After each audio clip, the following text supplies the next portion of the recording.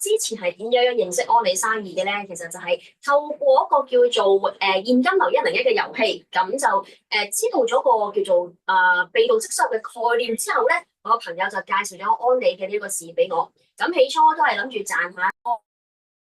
後來係被呢個被動收入嘅呢一樣目標咧吸引咗我咧，繼續留得喺度。咁因為有好多嘅個人成長啦，學咗好多唔同嘅營養知識。剛才我 Paul 都提過，係成為咗營養諮詢師啦。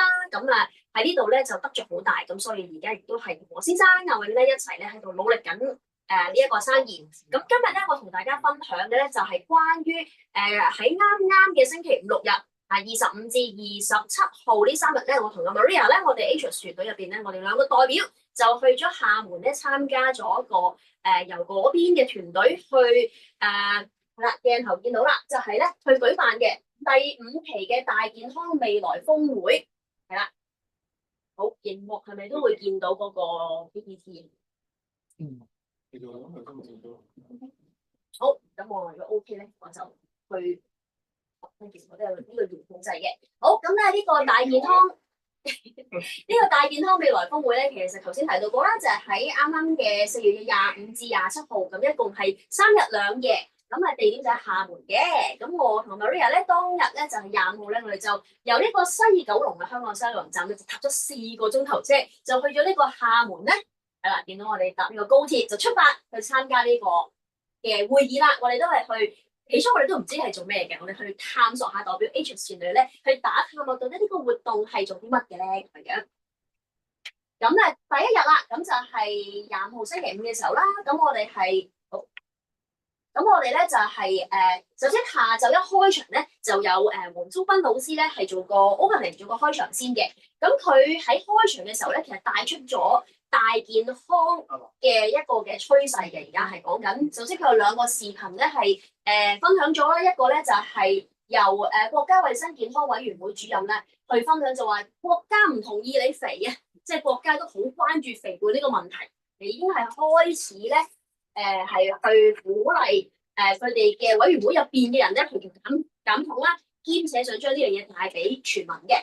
咁而另一個視頻咧，就係一位李寧教授咧，佢就講到話咧，原來中國咧人年均睇病嘅次數係全球世界之冠。講緊係咩問題咧？就係而家太多人咧係被過度醫療，即係大家好靠去睇醫生食藥啊，即係諗住病咗就去睇醫生啦，甚或乎係過度去使用藥物去靠藥物去治療啊，或者係做啲手術，咁我可能未必係需要咁樣做嘅。咁黃宗斌老師提到過啦，佢話一個健康嘅人咧可以有100個夢想，但係如果個失去健康嘅人咧，就只一個夢想就係想健康，咁健康係幾咁重要咧？咁佢形容為咧大健康係迎來咗一個叫全民剛需嘅時代，即係所有人都需要嘅呢樣嘢，根本就係。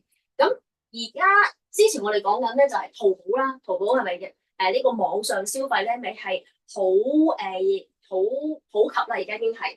咁其實喺未來數十年內嚟緊嘅數十年咧，係每個人咧都會同大健康扯上關係，就好似大家好多人都會用當年嘅淘寶咁熱切啊嗰個市場。咁佢就問到啦，一係我哋就做消費者啦，反正大家其實都係會同健康會去消費落去我哋嘅健康嗰度，定係會唔會去諗下做經營者咧？我哋嘅定位係啲咩嘢？好，咁做咗呢個開場之後咧，我哋就嚟到咗咧分組咧，同埋重新入場。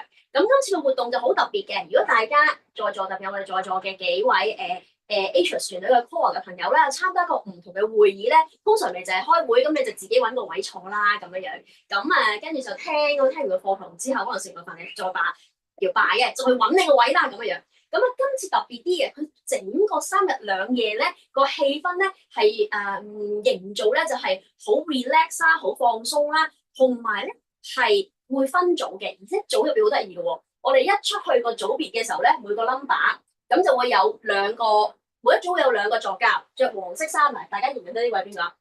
Kevin Ivan 馬曼，咁佢係我嗰組嘅組長嚟嘅。另外仲有一位咧，女仔，後生女咧都係我哋組嘅助教，就係、好似係唔記得出去泉州定溫州嗰邊嚟嘅，係啦。咁啊，每一組都有2個助教啦，同埋有8個嘅成員啦。每位成員咧仲會係咧分年紀去排咧，譬如我哋嗰組咧就會有大姐、2姐、3姐同埋4哥、5哥，我就6妹啦，咁一路去到8妹咁樣樣嘅，每一組都係嘅喎。咁點解會咁樣樣去安排咧？就係、佢想營造一個氣氛同環境咧，大家好似一家人咁樣樣。咁我覺得呢個安排起初都覺得好奇怪嘅，點解叫我哋分組填表，會叫我填出生年月日咁尷尬嘅？仲問你邊一年嘅，按住你個年紀大細嚟操，問女士呢啲好尷尬噶嘛？咁後尾先發覺其實咧，佢哋係想營造一個家庭咁樣嘅氣氛，大家庭氣氛。咁我都覺得呢一個安排咧係喺個破冰個環節嚟講咧，其實係幾特別嘅。同埋咧，大家入場嘅時候咧係會手拖手噶喎。咁啊2個助教咧，一個就前邊舉住 number 牌啦，一個就喺後邊咧拖住你睇住啦。咁啊，我哋就全部就跟住1、2、3、4、6、7、8咁樣咧，好似啲鴨仔咁樣咧，跟住就入場。咁啊齊人就可以入場㗎啦，每一隊。而先入咗場嘅隊伍咧，亦都會喺入邊咧，佢會播住個背景音樂啦。其他隊伍咧會拍住手咧歡迎你入嚟嘅喎。咁成個環境咧，你係會覺得啊好開心，好輕鬆咁樣嘅，係啦。咁其實我有拍咗個短片嘅，不過因為個 PowerPoint 咧就播唔到片，所以我就冇擺到片啦。咁你見到咧，每一位學員咧都會有個牌數翻嚟係咩組別。好，分咗組之後咧，就亦都係由黃宗斌老師咧去做下午嘅正式場嘅第一個課。咁佢咧一開頭咧就係都係迎合翻中國內地嘅市場啦，嗰個策略啦，嗰個國策啦，就俾大家知道咧，其實咧呢一個大健康咧係已經去到億萬市場，而且係國策所指、民心所向。佢將呢一個嘅觀念咧帶咗俾大家。係啦，咁佢亦都俾一啲數字，讓大家知道大健康產業嘅規模。由之前2016年咧嘅預計，當其時預計2030年係會去到16萬億啦，而去到2023年咧，再去預計過咧，發覺唔止呢個數啦，唔去到而家估計係2023年會去到29萬億嘅。好，咁佢同大家分享一個好重要嘅概念咧，就係大健康呢個趨勢咧，其實呢個行業係同萬物都有關係。佢俾咗幾張圖，例如係講緊一個馬桶，其實而家啲馬桶咧已經唔係普通嘅馬桶咁簡單，佢可能都會同一啲健康有關係，嗰啲功能加咗上去。一張凳，大家可能都有見過一啲係護脊啊，或者係點樣矯形，等你坐嘅時候嗰個坐姿係會健康啲啊，唔會咁容易有腰椎盤突出之類噶。一張凳亦都係已經可以同大健康扯上關係，甚或乎手機啦，我哋好多智能手機入邊有好多嘅功能，例如測心跳啊、記錄你嘅飲食或者係你嘅步行步數啊，諸如此類嘅嘢咧，其實係衣食住行都已經同健康扯上咗關係。咁啊，以前咧喺 Bill Gates 嘅年代咧，嗰陣時咧就講過話，未來所有嘅產業都值得用互聯網重新再做一次。咁呢個係當年Bill Gates嗰陣時嗰個啱啱開始互聯網流行嘅時候講嘅，係啦，萬物互聯網啊嘛。而家嘅講法就係話咧，未來所有嘅產業都值得用健康呢個角度再重新做一次，就係萬物皆健康。咁呢個我覺得係對我嚟講係一個好俾到我一個嘅思考嘅一個嘅諗法，就係咦係喎，其實我哋所有嘅嘢嚟緊可能都會同健康會係可以，即係嗰個產品行業都係會同健康扯上關係，而有一個嘅變化突破，大家都行呢個方向嚇，就好似以前我哋有提到過話，可口可樂都會出一個曲絲露，或者其他飲品出無糖，其實都係向緊一個健康個方向而去迎合個市場，去推出佢嘅新產品，就係咁樣樣。喺我哋身邊其實一路都發生緊嘅呢樣嘢。咁而呢一個部分咧，黃宗斌老師咧就開始講到咧健康之道到底要點做啦。咁佢係分開咗2場去講嘅。咁我稱之為 Part 1啦。Part 1咧佢就係講早餐嘅。咁佢有一張嘅圖咧，佢就話早晚7點半健康永相伴。咁就係早7點半、晚7點半啦。其實就係講緊咧，朝頭早7點半就係我哋一路大家都有食緊嘅營養早餐，而晚7點半咧，亦都係我哋而家一路推廣緊嘅護肝嘅計劃。咁而喺呢一場咧，佢就先講咗早餐先。咁佢提出咗幾樣嘅重點嘅。第一個咧就係早餐咧係天下第一餐啦。解決咗早餐嘅問題咧，其實就係解決咗營養均衡嘅問題，而改善早餐咧，亦都係等於改善咗營養均衡嘅底層邏輯。佢呢一課咧，其實係將早餐嘅重要性呢個概念咧，俾咗現場嚟聽課嘅咁多位學員嘅。好。咁好得意嘅，其實呢3日2夜入邊咧，我留意到佢同我以往去上嘅課咧，最唔同嘅地方咧，除咗頭先講話嗰個環境，大家係好似會營造一家人啊，又好有愛啊，好溫馨啊，同埋好relax 之外咧，就係佢呢3日2夜裏邊咧，係盡量係冇乜點樣講，唔係好特別去重點講產品，亦都冇好重點話去講安利，亦都冇好重點去講任何嘅品牌嘅。雖然佢有啲課咧，佢會有提到某幾隻產品，不過咧，譬如我舉個例，就喺呢一堂裏邊咧，佢講早餐啦。其實佢咧就有張圖咧，係 show 咗呢一個嘅蛋白粉同埋double X 嗰個圖，就對比呢一個咧，就係一個叫做成人嘅免疫基礎組合。咁對比起咧，喺內地咧。經常食嘅早餐就係一啲包點啊，嗰個分別啊喺營養上邊。不過咧，佢又冇話真係好黑 sell 咁樣去講，咁即係呢個營養早餐係啲乜嘢，溝乜嘢，點樣沖啊？你要幾多水？佢又完全冇提呢個嘅，因為佢哋咧呢一個嘅健康未來峰會咧嘅方向咧，其實係俾所有嘅人，無論你係唔係發展人，甚或乎你可能係其他品牌嘅。只要你係對健康有興趣，或者想知道點樣改善健康，甚至乎你對大健康呢個嘅產業有興趣咧，你都可以嚟聽嘅。咁亦都有啲朋友，即係啲學員，我哋中間長同長之間啲分享咧，亦都有學員咧分享話，其實我係因為平時翻工好緊張啊，咁樣我係諗住嚟放鬆下。咁啊呢度氣氛好好，我覺得好似幫我叉咗電咁樣。佢其實係冇乜特別原因嚟，佢純粹係諗住係嚟即係。3日2夜嚟放鬆下聽下學下嘢咁樣啦，咁嚟聽下啦咁樣，但係佢都好有得着嘅。咁喺呢一堂裏邊咧，咁黃宗斌老師提到過話，世界上唯有健康先係所有美好嘅入場券。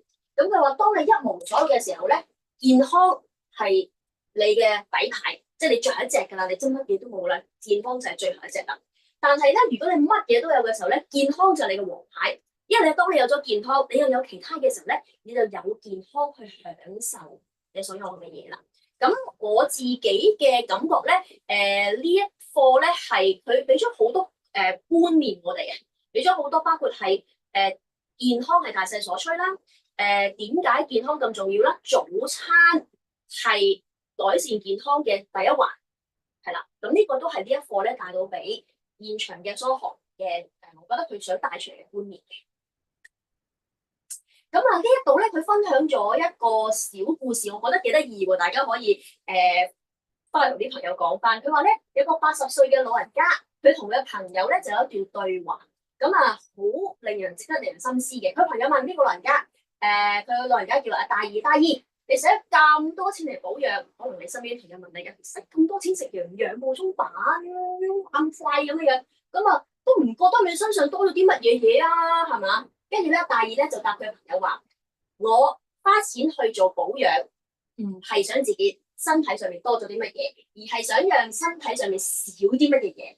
比如話，你有老人斑，我冇啊；你有皺紋，我冇喎；你個體態咁臃腫，皮膚下垂，我冇喎，係咪啊？咁所以咧，係咪？咁我聽到嘅時候，我都覺得係喎。我身邊啲同我差唔多年紀嗰啲舊同學，都開始又話頭髮少咗，又話眼紋又出咗。咦，我照下鏡，我都冇眼紋喎，咁樣。有時大家可能食咗好多營養品一段時間之後，或者護膚品用一段時間，好似同人講又覺得，呢啲唔使啦，或者係覺得，你揾咁多錢嚟做咩啊？咁就心諗，你唔一定要咁樣出聲同你朋友講嘅，不過你可以心諗，你有下水，我冇乜，我冇乜咁樣樣，你都可以咁樣樣，係啦。好。咁而頭先係下午嗰部分嘅課，咁中場休息咗之後咧，我哋食晚飯啦，係啦，會場係有包飯盒嘅。咁之後咧就到晚上嘅課啦。晚上嘅課咧就係由湯毅偉老師係啦，就係有一個大健康訪談。咁佢呢一場咧就係邀請咗咧4位嘅嘉賓，就係做呢個訪談嘅，包括有台灣嘅 Jack 啦、李傑克啦，另外有澳門嗰邊嘅李慧賢啦，另外有我哋香港嘅許秀慧啦，同埋Annette 老師嘅，係啦。咁因為除咗 Annette 老師，我記得佢英文名之外咧，其他佢哋講中文名，我對照唔記得咗佢哋英文名係邊位。不過如果阿 Maria 之後記得可以再幫我講翻。係咪 Maria？呢個 Coy，呢個 Coy，上面嗰個 Sophie。Sophia 係翡翠營養師，係澳門營養師。好嘅。咁 Coy 就係啱阿 Flora 組嘅新嘅直系導直系嘅。唔知喎。咁4位其實咧個方向咧都係分享翻咧，佢哋點樣透過營養去改善咗自己之後咧，再去將呢樣嘢傳播俾身邊嘅人咧，而去幫咗其他人咧去改善佢哋健康。咁我相信 Annette 老師嘅好多案例大家都聽過㗎啦。咁我自己特別深刻，因為內容好多啦，我今日時間有限啦，我淨係分享翻我自己特別深刻印象咧，就係阿 Jack 啦、李傑克台灣嗰位嘅朋友咧分享咧，佢自細咧好瘦弱嘅，你見到佢呢張相咧，哇，恩滋滋咁樣咧。呢個係佢細個，係啦，咁佢透過學習營養咧，就改善咗自己嘅身體啦。最特別嘅就係咧，佢自己係有2個小朋友，我記得一個8歲，另外我唔記得咗係咪6歲嘅。佢話咧2個細路哥咧係從來都冇睇過醫生，冇食過西藥嘅，因為佢係學識咗營養，即係佢好早期學識咗營養。咁之後有小朋友就識得用營養去調理，同埋去將呢樣嘢帶俾佢屋企嘅人。咁所以佢小朋友係冇睇過醫生。咁我哇呢個好神奇，因為我自己都係一個媽媽啊嘛，咁我個細路仔冇睇過醫生呢樣嘢，真係好難嘅事嚟嘅，係啦。咁咁啱阿 Jack 咧就冇做咁，所以我哋就嚟咗個合照咁嘅樣。咁而呢個訪談裏邊咧，湯毅偉老師咧有帶咗同埋佢哋嘅訪談嘉賓咧都有帶咗幾個重點，我自己又係有mark 低咗啦。第一個咧就係我哋自己係有知識嘅，而我哋身邊嘅人係有方式。佢意思就係話你學識咗營養之後，你要識得點樣喺度學識咗點樣去將呢樣嘢分享俾身邊嘅人。咁另外提到食咧係本能嚟嘅嚇，食啱咧就係技能啦嚇，大家都識食啦，但係即係大家都識食嘢啊，但係點樣食得啱咧係要學嘅嚇，技能係可以透過學習去得到嘅。咁大家成日都聽㗎啦，我哋團隊入邊大團隊都會講話健康需要管理，管理需要知識。原來咧而家仲有下一句嘅就係健康需要傳播，而傳播咧需要個平台。咁呢度係會唔會係就係大家嘅一個平台俾你去將健康傳播出去咧？好，今日第1日完咗啦，咁我哋去到第2日星期6嘅課堂啦。咁我哋朝頭早上午咧就有一位好厲害嘅余素林博士，我哋叫水博士啦。咁佢嗰日咧就係分享咗咧關於係水污染同埋飲水健康，家庭解決之道。咁呢一位嘅余素林博士咧，佢係清華大學環境工程嗰邊嘅專業嚟嘅。咁佢嗰日咧就分享咗幾個先嚟帶出咗幾個重點。佢首先咧就話，原來世界衛生組織咧去研究過人類健康嘅5大威脅，其中一個咧就係水同埋空氣嘅污染，係啦。咁而中國環境係點樣樣咧？咁佢有提到過啦，飲用水嘅水源污染其實已經去到好嚴重嘅地步啦。其實喺中國內地，咁污染無處不在啦。咁其實已經好多年啦，嗰個水污染喺中國內地。但係而家咧更加有新嘅污染咧出現咗，或者被研究發現咗啦，就係微塑膠呢樣嘢，佢都帶出咗呢樣嘢，讓大家去關注。咁亦正因為咧食水嘅安全有咁多問題啦，咁佢哋就開始留意到咧。佢哋嘅研究團隊就開始留意到，其實家庭淨水器都係好有市場嘅喎，咁樣。咁於是乎咧，佢哋嘅研究團隊就係清華長三角研究院啊，喺浙江嘉興嗰邊嘅，佢哋就想去研發一部淨水器，佢哋就先進行啲研究，去研究下個市場先。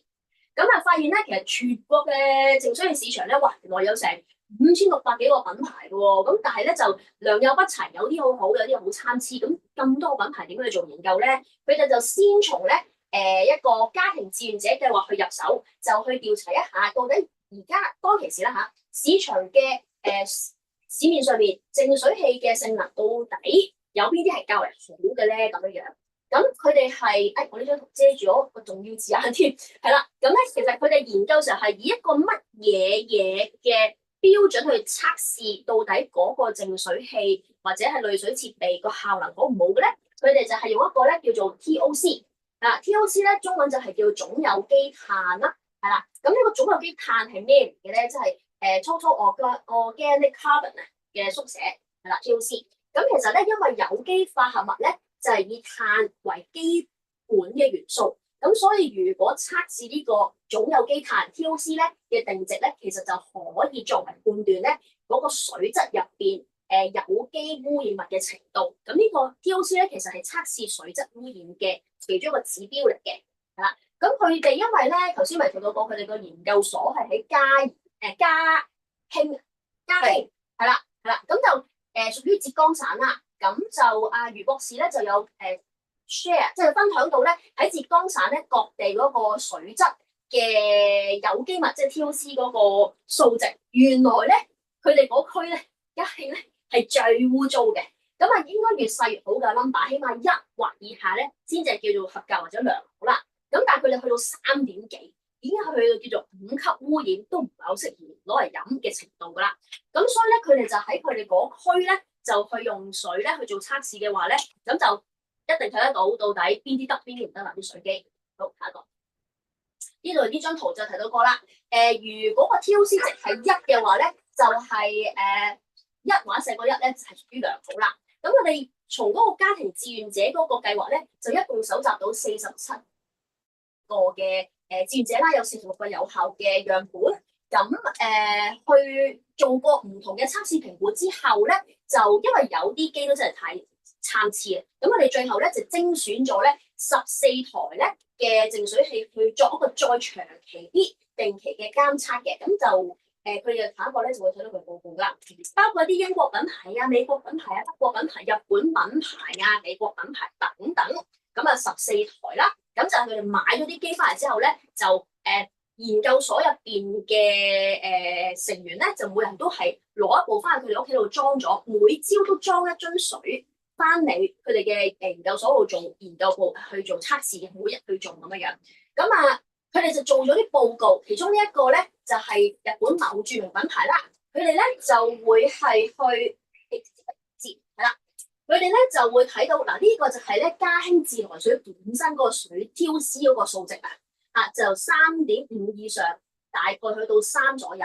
咁下邊呢條線咧就係用咗嗰個淨水嘅設備之後淨化水出到嚟個 TOC 嘅數值。黃色嗰條線咧1咧就係代表良好啦。咁我哋第一步余博士咧分享咗嘅呢一步嘅指數咧，就發覺去到48天咧，其實就已經要換濾芯啦，因為已經個指數咧已經係超過咗1後咧冇再跌翻落去。繼續上升，48日就已經濾過嗰個TOC 咧，已經唔合格咯喎，係咪？即係個零月就要換，就已經係其實指數已經唔 OK 咯喎。咁我哋再睇下其他機嘅效能係點咧？咁呢個要撳多幾張出嚟，將兩張拿出嚟。佢再咧俾咗唔同嘅牌子嘅報告。嗱，你見有啲係復旦研發㗎啦，可以繼續呢度撳落去嘅，係啦。英國某個皇家品牌啦，好多唔同嘅牌子啊，英國、新加坡呢個直情係濾咗等於冇濾嘅添，係啦。美國啲著名品牌啦，咁其中佢有提到嗰個咧，美國著名品牌咧，佢話嗰間咧有賣膠紙添嘅咁樣，因為佢之前有張圖咧係啦，有出嗰啲 logo 係啦，咁所以我哋估到咧嗰個係3M 嚟嘅，係啦。咁中國自己嘅品牌某著名品牌都有喎，係啦。咁仲有一張係啦，呢個中國嘅創業板好知名嘅品牌，呢啲全部都係啲大品牌嚟嘅，唔係啲山寨嘢啊，或者自家研發嗰啲機，但係全部都唔合格。除咗頭先日本嗰部48日先換咧，已經係最長。有啲直情嘅你見咧係根本冇跌低過3，有啲咧係4-5日就已經個數字已經超出咗1或以上。不過咁多步入邊咧，有一步咧係合格，咁係邊一步咧？就係 E-Spring 啦，佢哋內地叫益資源。咁E-Spring 個數字咧，你見到咧係由一開頭開始用咧，就係0日開始用咧，因為去到頭30日咧都係低過0.25。頭先提到過，只要低過1就係良好，低過0.5咧已經係優秀噶啦。咁 E-Spring 咧係去咗30日，用咗30日之後咧，個數值咧就係上過咗0.25啦，但係咧最高咧都唔超過0.5嘅，一直去到佢哋連續去做測試，去到超過160日，個數值咧都係維持住喺大概最高0.5嘅啫，完全冇上過1或以上嘅。咁余博士話佢哋做到180日之後咧就冇做啦，因為其實見到個數值都好穩定，咁佢哋個測試期咧亦都係完結咗啦，就喺呢度。咁唯獨是呢一步就係 E-Spring 係可以有咁嘅效，即係即係做呢個測試。咁所以余博士就話啦，飲用水嘅健康家庭解決之道咧就係 E-Spring 啦。咁我覺得呢一個嘅分享係我聽完之後覺得哇好堅啊！首先係咧，以往上堂聽譬如講解 E-Spring 可能都係從有好多效能上面嘅知識啊，或者可能係一啲嘅都有一啲嘅示範啊，譬如氯氣示範大家都有見過啦。但係呢個係真係清華大學研究所一個從一個咁我覺得係好物理化學嘅角度，一個大團隊用好多都好大嘅儀器去做呢啲咁測試咧，我哋屋企冇人可能咁樣測噶嘛。而俾到嘅數據咧，我覺得係好真實、好震撼嘅。咁多部大品牌都係可能頂多個零月就要換，但係 E-Spring 原來係咁超越、咁卓越嘅比起其他品牌。咁呢個咧我自己用緊 E-Spring 都覺得。哇！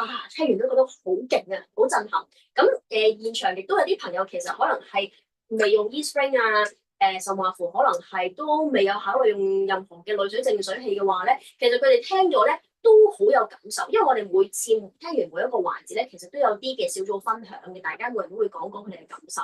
咁呢度咧，除咗我自己聽完之後覺得 E-Spring 嘅效固然之好卓越啦，我亦都睇到咧呢一個嘅內容咧，其實如果一啲新嘅朋友，或者佢考慮緊想去用一啲過濾水設備嘅朋友，佢哋聽咗時候咧，其實亦都可以好打動到佢哋知道咗 E-Spring 原來係一個咁卓越嘅品牌嘅一個效能嘅一個解決家庭解決呢個飲用水健康嘅解決之道。好，咁完咗阿余博士嗰個環節咧，我哋緊接住咧就食完晏咧就去咗下午嘅另一個嘅課啦。亦都係方向偉老師嘅分享，咁呢個咧就係我哋以前都有做過啦，就係我哋嘅讀書會啦。咁大健康讀書會，咁應該可能台灣嗰邊係叫做營養公益學堂，或者內地佢哋有另一個名稱嘅營養公益學堂。咁其實佢呢一個課咧主要係講有3點嘅。首先係點解要參加咧？咁樣，咁佢提到過咧參加大健康讀書會或者係營養公益學堂咧，就係自家提升免疫力啦，同埋抗疫啦，學下做一樣嘢啦。第二咧就係成為家庭嘅健康 CHO 啊。咁第三咧就係要傳播健康，係要營造健康中國。咁第二個點咧，佢就係講到其實可以收穫到啲乜嘢嘢咧。第三個點咧就係點解要前參加。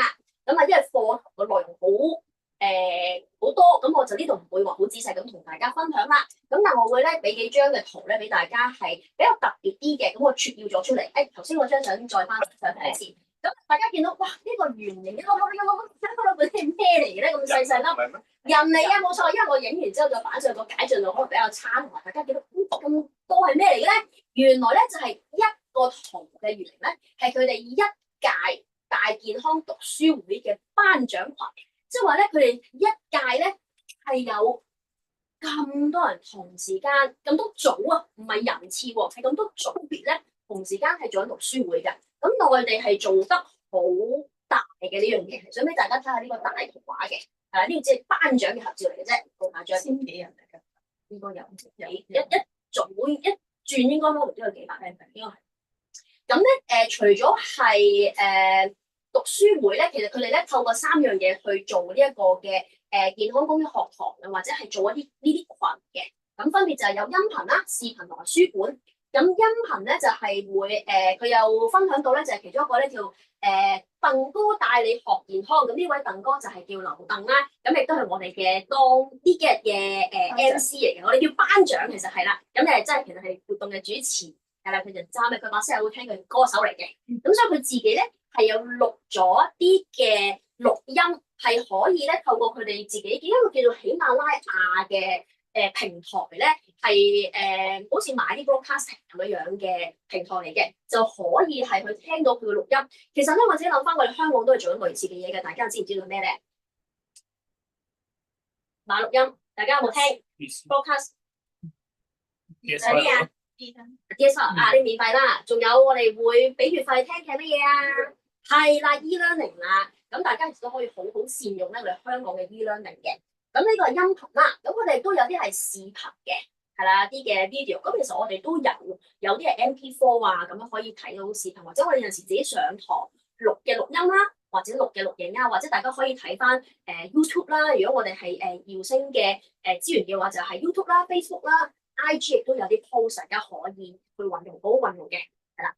咁另外佢哋都有當然讀書，當然係有睇書本啦。咁佢哋咧有睇呢張圖咧，就係嗰個我哋都有做過嘅，係呢個叫做失傳的營養學，係啦呢本有啲忙啊，所以大家可能睇得唔清楚，但係呢個係失傳的營養學啦，同埋另外一本叫做吃的營養科學觀。咁呢個我都喺網上面揾到個繁體版，價錢經濟嘅，我會訂翻嚟俾阿 Maria check 睇下係咪翻版，係咪正確嘅內容先。如果 OK 嘅話咧，就會睇下大家需唔需要一齊去訂咁樣樣嘅。咁我哋都可以運用翻書本啦，可以去大家可以睇點樣應用做翻我哋自己啲嘅分享群嚟嘅。你記唔記得嗰陣時 Peter 講失傳啲營養學，佢讀咗個名叫咩名？唔記得有佢。好，我哋之後講下呢個後話。之後講。好，咁都有記得我想佢有 make sense。咁到底呢個嘅讀書會啊，係可以點樣好好去運用咧？咁康老師咧就提到過，其實佢哋有一個叫五環定乾坤。咁分別咧就係有我哋參加咗嘅大健康未來峰會啦，另外有大健康讀書會啦，仲有一個咧喺之後某一場會講到嘅護肝計劃啦。另外咧，佢哋會開啲群組嘅，佢哋係 WeChat 啦，就會用咁一個護肝社群。咁我哋自己都有一個Maria 有開咗個護肝群啦，加呢個營養早餐嘅群。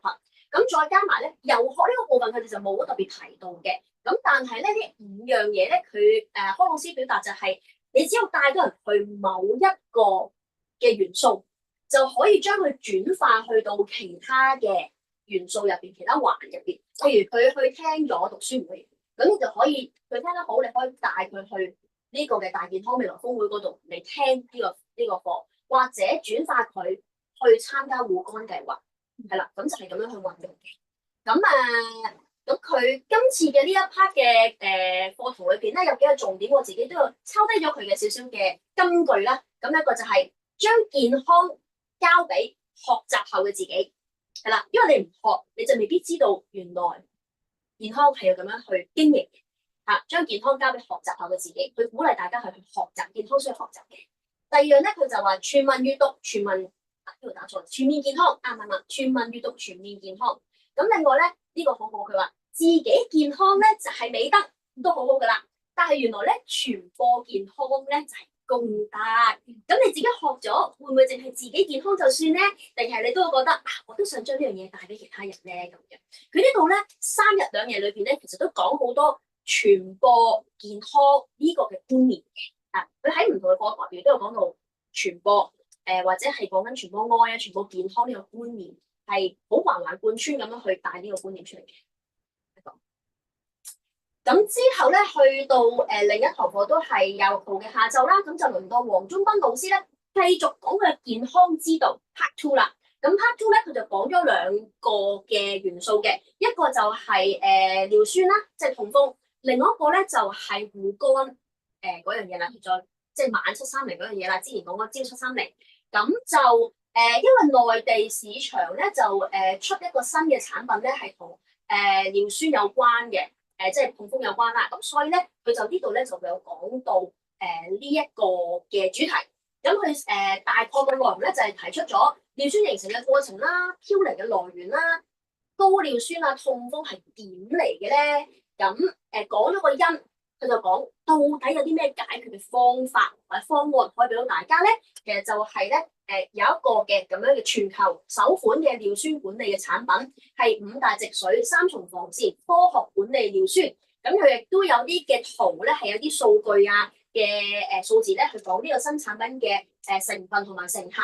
咁大概咧就係有一個咁樣嘅圖，同埋其他嘅啲，其實佢冇講過產品嘅名嘅，係啦，佢亦都係因為整體三日兩夜咧都係唔會去主張去講產品嘅名或者係到底係咩品牌，但係佢會講嗰個產品嘅功效點樣可以為大家去解決嗰個嘅營養或者健康嘅問題嘅，係啦，好。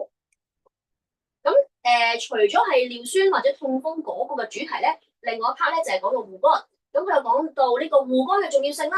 另外一個圖咧就介紹咗護肝嘅黃金組合啦。咁因為內地市場嘅營養素同香港有少少唔同嘅，咁所以佢呢個護肝組合咧就係同我哋都有啲唔同，佢都係個雀躍甘草、原花青素啊咁樣，同埋蘿蔔嘅流金，同埋呢個維他命 B 集啦，佢哋叫 B 族啦。咁有啲同香港唔同嘅，所以呢個我就多講啦。咁重點咧反而係我自己睇到最多咧，就係一啲嘅佢有一啲嘅圖片咧，係啲護肝嘅個案分享嘅，因為佢都彈咗好多圖出嚟。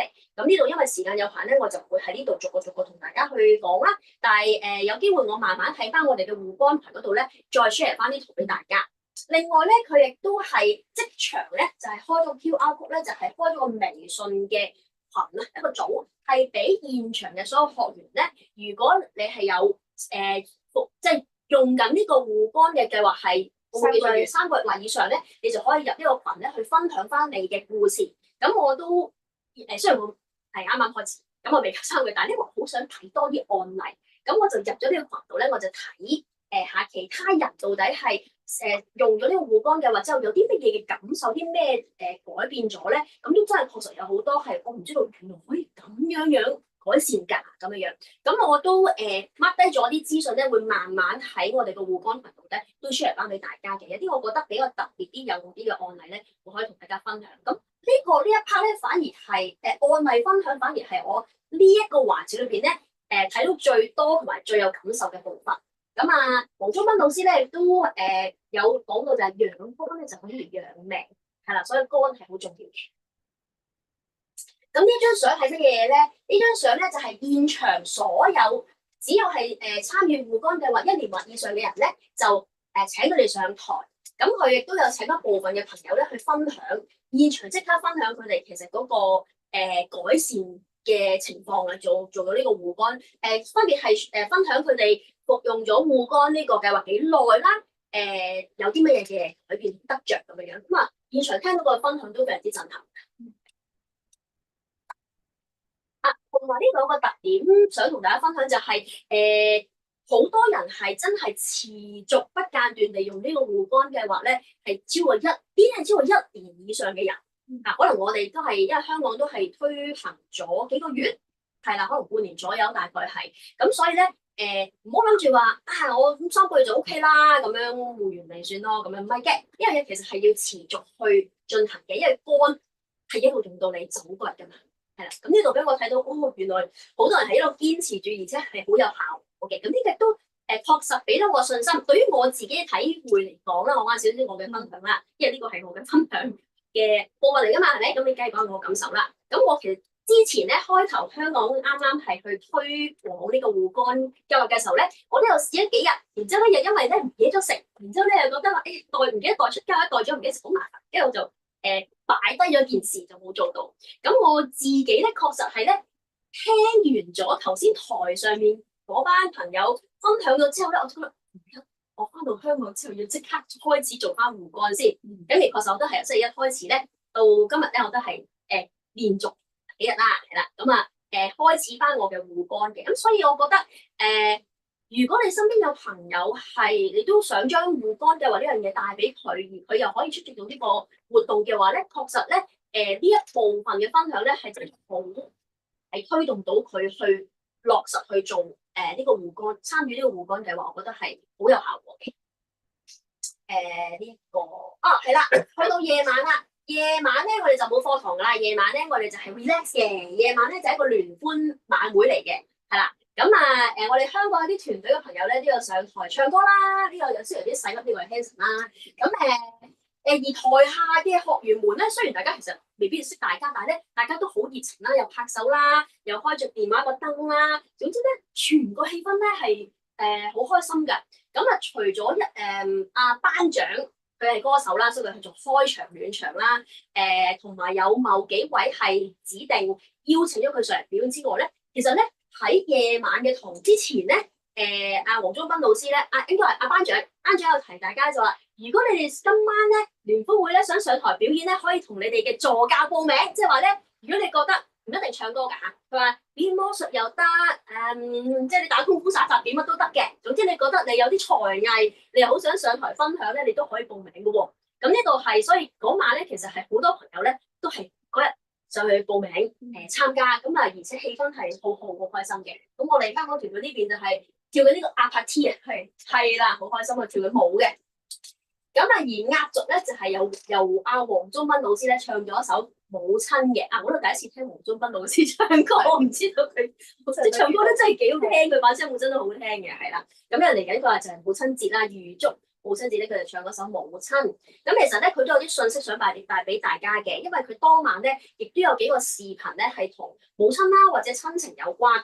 因為整個活動除咗係推廣大健康之外咧，其實佢哋都好想將嗰個傳播健康、傳播愛嘅呢個觀念呢樣嘢咧係帶俾大家。咁所以當晚咧，其實咧佢呢一個部分咧係比較多去講幸福啦，同埋講愛呢樣嘢嘅。咁佢又講到話，幸福人生有3個要素啦，要有希望，就係指有目標、有動力、有成長。另外有事去做嘅，你要有自己嘅興趣啦。去發掘自己嘅專長同埋一啲有價值嘅事業啊！另外咧，最重要個紅色字咧就係佢話要識得去愛人，能夠付出，能夠共情同埋能夠感恩。咁對我嚟講咧都幾特別喎！我原本諗住呢3日兩嘢係嚟上堂去上個課嘅。咁而當中其實聽咗唔同嘅環節之後咧，我發覺呢度個環境同平時聽過好唔好咧？就係佢有好多比較係內心啲嘅環節，或者係一啲觀念啲嘅環節，或者係大家嗰個人與人之間關係嘅環節，都有太多人。好，咁去到第3日啦，係啦，星期日我哋嘅最後一日啦。咁其實咧係一開場咧，早上咧就由阿煲啦，即係陳振平老師啦，就去講守護健康嘅法寶。咁佢呢度有幾點嘅，咁其實佢話守護健康咧係好重要，係喺觀念上邊。咁健康要有運動啦，心態咧亦都需要營養嘅配合。咁佢嘅呢個課咧，其實有幾個主題，有幾個嘅副標題，佢又有提到嘅。佢分別有拆解點解要服用營養補充品啦，營養素係咪藥嚟㗎？咁合成同天然嘅對比，最後咧佢亦都係有。去展示咗扭出嚟品牌嘅實力。咁呢個部分咧，因為之前各位學員咧已經係喺頭2日咧都聽咗健康嘅重要性。第一日黃宗斌老師提到過，好入門先開咗個場，點解要去關顧健康？第二就係健康有啲咩可以做咧？講關顧健康就係早餐啦，夜晚嘅時候就做護肝啦。另外仲有包括一個新嘅產品就係一個針對尿酸嘅產品啦。另外就係如果想去傳播健康嘅話，就可以有呢個嘅讀書會或者一個嘅健康群去營造呢一個嘅環境同埋氣氛。大家咧其實喺呢2日嘅課裏邊咧已經聽咗好多關於已經其實係接受咗嗰個要關注健康嘅觀念。咁所以嚟到第3日上晝咧，阿波老師佢去講營養素，再講深入啲啦，真係。呢個直線頭啊，就係話點解要用補充品？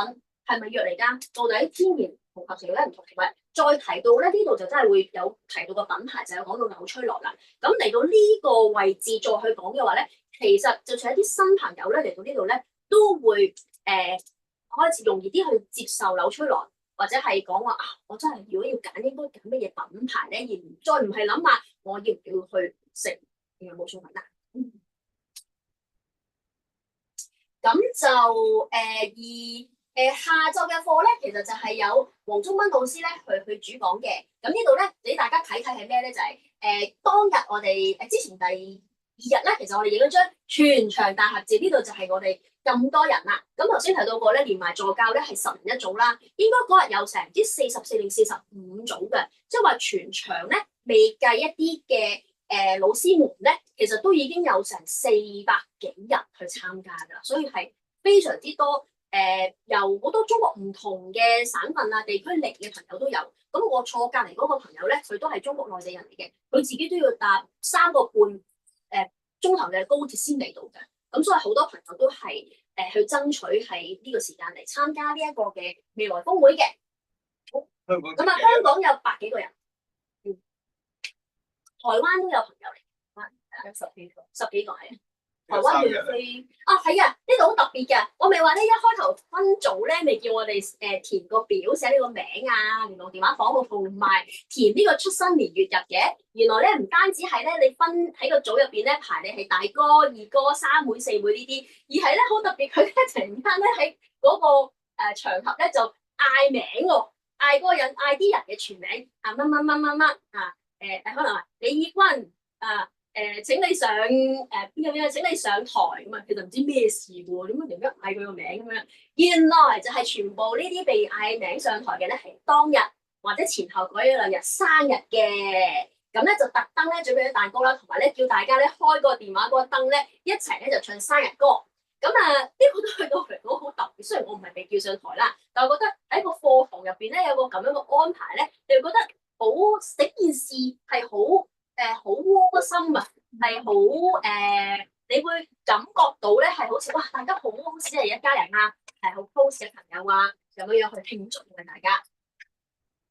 好，咁咧就係啦，呢度應該係我哋，因為我哋要趕當日咧，其實第3日嘅課咧應該係大概去到下晝5點嘅。咁不過因為我哋香港嘅朋友咧就要趕呢個高鐵車翻香港啦。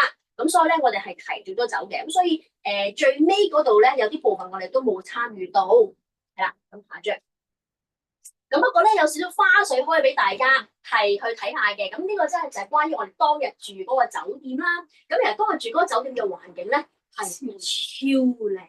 咁我哋入去登記攞房卡嗰個主樓係一棟啦，其實上堂咧係隔離嗰棟，住嘅咧。又係另外一棟，佢仲有幾棟住嘅，仲有一堆咧係別墅嚟嘅，即係嗰個酒店咧係超級大，好似一個學校校園一個 campus 幾棟樓咁大，仲要咩咧？一個村咁啊，其實係一個小村莊，佢仲要咧有一個公園，個公園個範圍咧係差不多，我睇翻個地圖咧，差不多同佢2棟酒店嗰個範圍咧咁大面積嘅。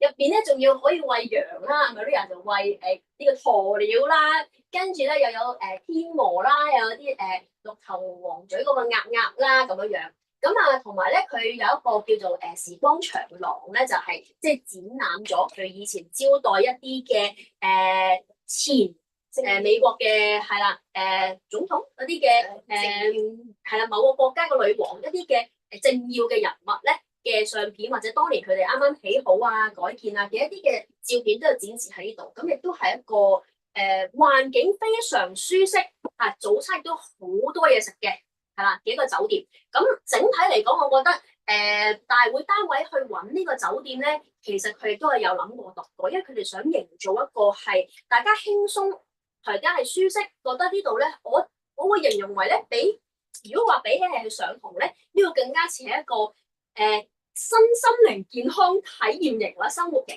因為咧其實第3日嘅下晝咧呢度，因為我當其時我冇影相啦，因為熄咗手機嘅。其實佢食完午餐之後咧，喺聽阿黃宗斌老師嘅課之前咧，係仲有一個叫音樂治療嘅部分嘅，係啦，呢個播住音樂啦，有一個嘅女歌手咧，帶同一個音樂治療師咧，係會一齊咧用聲音治療咧，同大家好似做個有少少類似冥想咁樣放鬆嘅一個嘅環節嚟嘅，係啦，我係呢個好 relax 嘅情節係咁啊。下一張圖咧就會係啦，大家我哋食嘢啦，咁啊呢位係 Lilian 老師啦，咁啊 Maria 同埋我啦，我哋第一日去到嘅時候咧就先係喺外邊食咗午餐先啦，咁所以大家一齊去參加團隊嘅活動嘅話咧，其實就可以阿 Rachel 話嘛，最緊要就係食嘢，上台企先，食嘢。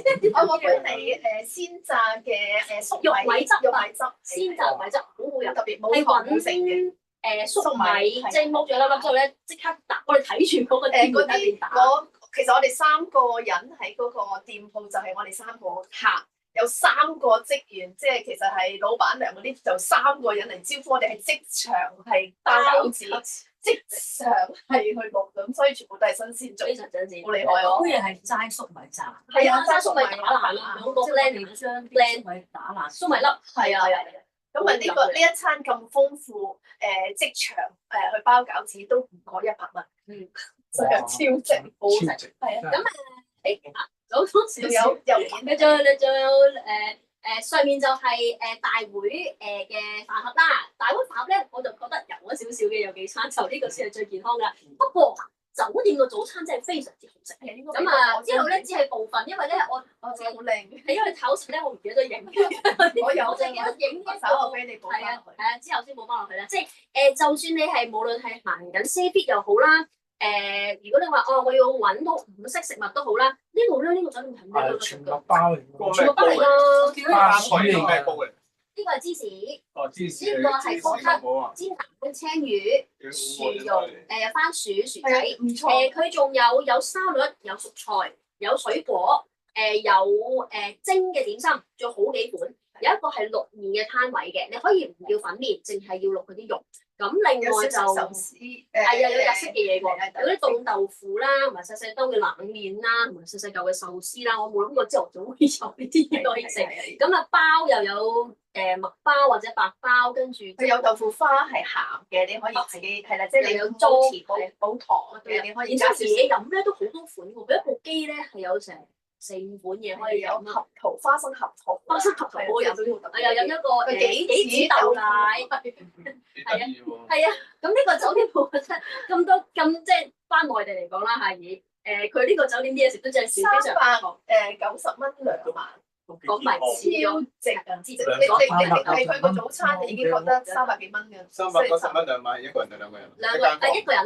一個人，但係同房即係半間房。半間房明白啦，幾健康包早餐，有個公園俾你行，仲可以餵養同埋小動物，係啦，咁就係啦，咁呢個就係我今次嘅分享。咁啊，整體嚟講咧，就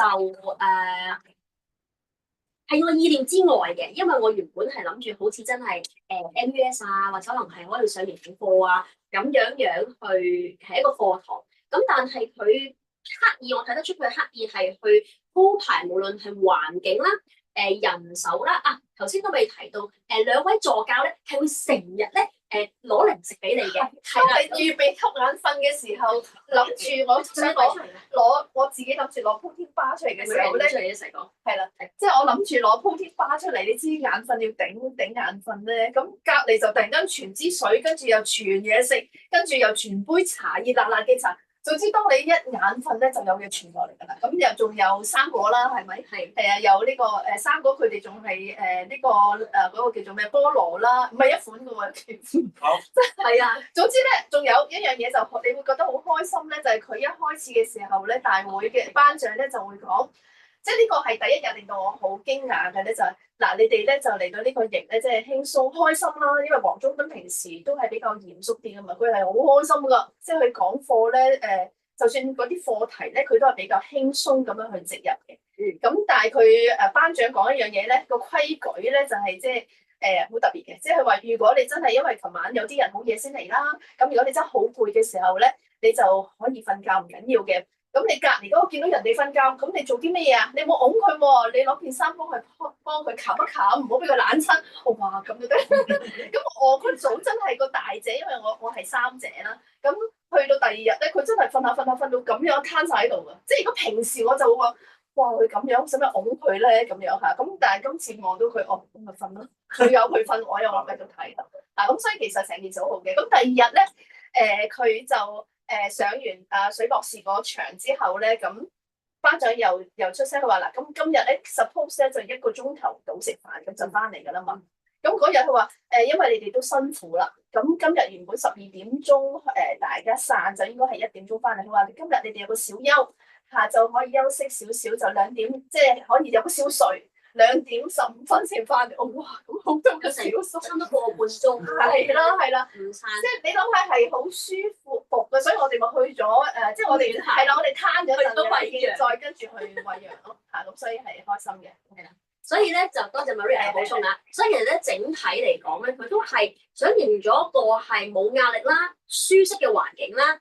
無論係喺助教嘅嗰個嘅安排啦，或者課堂嘅鋪排內容啦，甚或乎係佢喺課堂入邊講課嘅一啲嘅用詞語調都好咧，其實都係俾大家係，就算你唔係特別話想發展，你上嚟可能叉電嘅啫，都覺得係有得着攞到嘢，同埋係真係我覺得反而咧咁樣一個冇壓力嘅環境咧，大家係更加容易去接受嗰個課堂嘅內容嘅。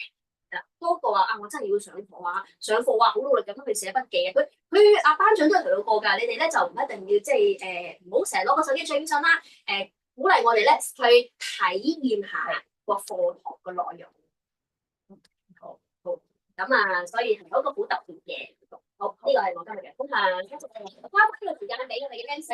我分享2句啊。先啦。咁菲菲係講得非常之好，因為佢聽普通話聽得好。演繹又非常之精準。咁我自己都好似再重新去演繹，即係好似再聽一次咁啦。咁係啦。大家咪覺得好特別。咁係咪好開心，好想去啊？係可以去體驗嘅。咁嚟緊佢應該2個月到佢搞一次。咁其實就係除咗體驗之外，咁佢搞得一個咁嘅課程係即係一個咁嘅型係做咩嘅對象？我哋將來嘅對象係點樣咧？咁我覺得可以俾大家少少嘅分享啦。因為你見到其實佢係冇特別講品牌，班長係講明唔可以講品牌嚇，即係 Amway 扭出來全部都唔可以講嘅。即係佢分享，你知啲人好慣就係嚟到 Amway 咁佢就會即刻 stop 你㗎啦，一上台就想講 Why Amway。你知好佢呢個字嚟嘅，係啦，咁我覺得好好嘅呢樣嘢。因為佢個大標題係冇講 Amway 冇講柳崔萊，咁佢係講大健康高峰會，即係話約嘅朋友個對象其實係啲咩人咧？就係我覺得係一啲佢對健康關注嘅人就可以啦。佢需唔需要發展安利？需唔需要係 Amway 會員都唔需要嘅，因為你見成個嗰個設計咧，佢係令到你好輕鬆。好開心，所有講者佢都冇乜壓力嘅嚇。而佢請嘅人咧個背景好強嘅嚇。咁你頭先見到嗰啲有醫生阿 Jack 嗰啲好似醫生嚟嘅係嘛？有營養師，不過佢係讀好似係化學，佢係第1名畢業嘅。係啦，即係以優秀生優才第1名係畢業嘅嚇。